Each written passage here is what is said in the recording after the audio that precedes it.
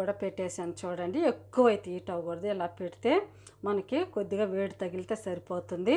మళ్ళీ ఎక్కువ కనుక ఆయిల్ హీట్గా కనుక ఉంటే పైన మాడిపోతాయి, లోపలైతే ఫ్రై అవ్వవు, లేయర్లు కూడా సరిగా రావు. చూడండి ఇప్పుడు నేను వేసి చూపిస్తాను.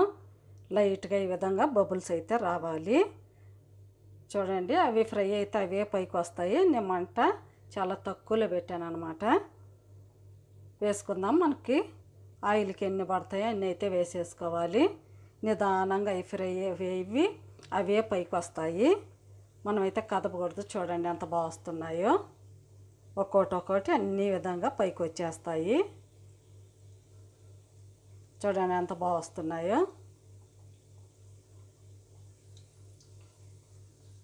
ఈ విధంగా ఫ్రై అవ్వాలి. చూడండి ఒక్కొక్కటి పైకి వచ్చేస్తాయి.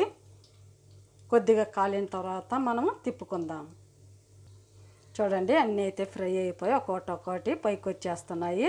చూడండి ఎంత బాగా లేయర్లు కనిపిస్తున్నాయో.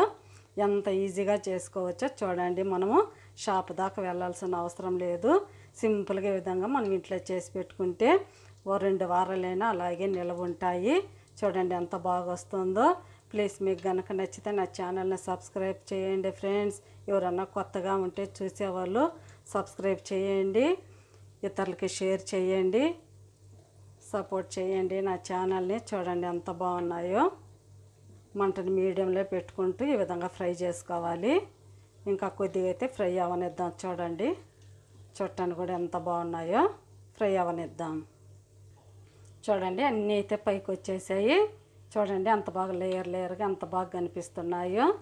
ఇప్పుడు మనం ఫ్రై అయ్యే వరకు మంచి కలర్ వచ్చే వరకు స్పూన్తోనే తిప్పుకోవాలి. విరిగిపోతాయి. పెద్ద గెంటి కనుక పెడితే బాగా ఫ్రై అయిన తర్వాత మనం పెద్ద గెంటితో తిప్పుకొని తీసుకోవాలి.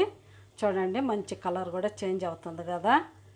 చూడండి షాపు దాకా కూడా మనకు వెళ్ళాల్సిన అవసరం లేదు. ఇంట్లోనే చాలా సింపుల్గా ఈ విధంగా చేసుకోవచ్చు ఫ్రెండ్స్.